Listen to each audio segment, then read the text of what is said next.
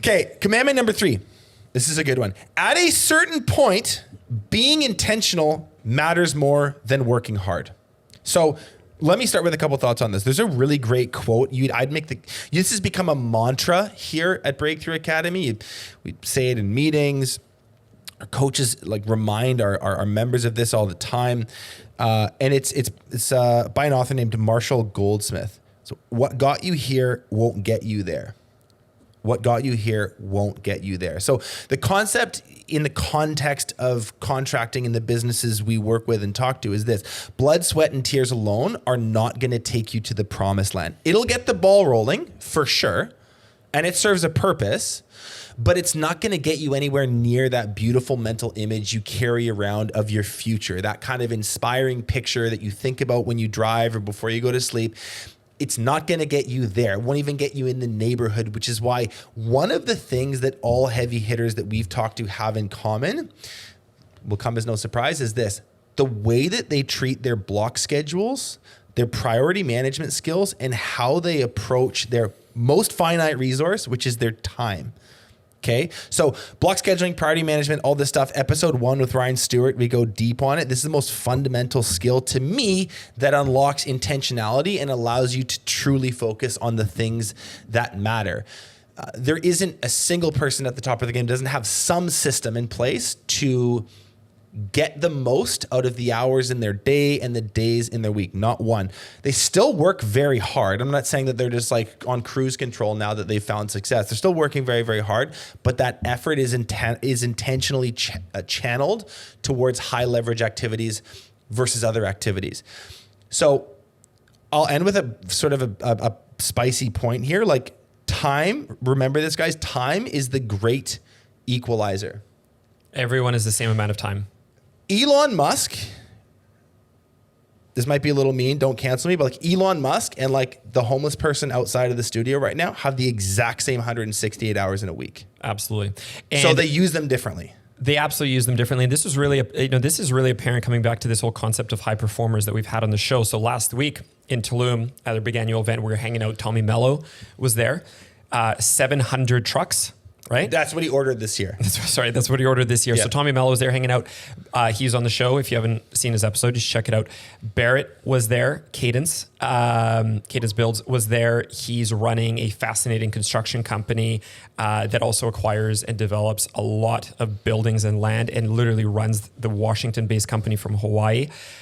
We were hanging out with him too. None of these people work any harder than a real low performer. I shouldn't say they don't work harder. They don't have any more time available to them. That's a good way to put it. They absolutely work hard. They work hard, but they're so intentional with their time, right?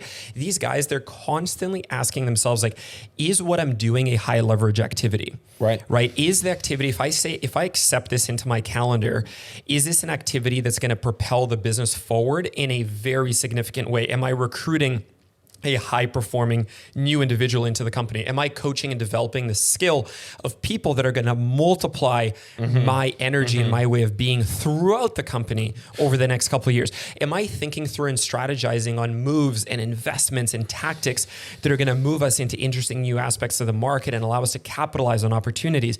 They're not doing things that are basic, that just that live just for that day or for that week. Right. Everything they choose to do is for a broader long-term purpose. There's leverage. I think that's the key word, right? They're utilizing leverage with their time constantly. But there is a constant moment-to-moment awareness of that, where it's is what I'm doing right now the right thing? Yeah, absolutely. And the way I think, here's the proof in the pudding on this. All of us, I've had these moments. Benji, I guarantee you've had so think about, so you're listening to this, take a moment as you're driving in your truck or you're watching on YouTube. Think about the decisions that you've made in the past. They can be intentional or completely by fluke. It doesn't matter for the purpose of this example, but think about the things that you've done and put a lot of energy and time into that when you look at it objectively now, hindsight, they've been quite a waste of time, or a total waste of time. We all have them. It's a long list. Very long list. And then think about the things, again, intentional or by fluke, that you've done that have been a massive game changer to your success. Right. Massive propelling moving forward. We all have them. And that's just the example of there's certain things you do that move the needle forward by a huge margin. And there's a lot of things that you can spend a lot of time on that just don't move it very far. And the reality is, Most entrepreneurs that I see spend way too much time on things that don't move the needle forward. And the real high performers that we've had on the show and that we've had the pleasure of getting to know share that commonality that they're so intentional to only spend their time and energy on things that are going to propel the business forward massively. So my advice to you is, if you don't think in this way before you commit to things, before you allow things into your calendar, you allow your energy to go into them, think about is like, what's the multiplier of me doing this activity? In my experience, the sort of the grinder character, that like archetypal kind of like, if you think of that type of business, you think of that type of business owner, that grinder has an upper threshold, a very real ceiling of about $1 million a year in revenue. If you do a large average job size business like construction or landscaping, you might be able to get in the neighborhood of 2 by grinding away. That is it. Yeah, that is it. You'll never exceed that point. Yeah. Under the grinding methodology. And by the way, guys, okay, Benji, I think we might be getting a bit negative here. We're not knocking hard work. Hard work not is at all. super, super important, and there's a lot to be respected about. But you need to channel it. You have to channel that effort into the right things if you want to scale past these revenue markers that you're talking about.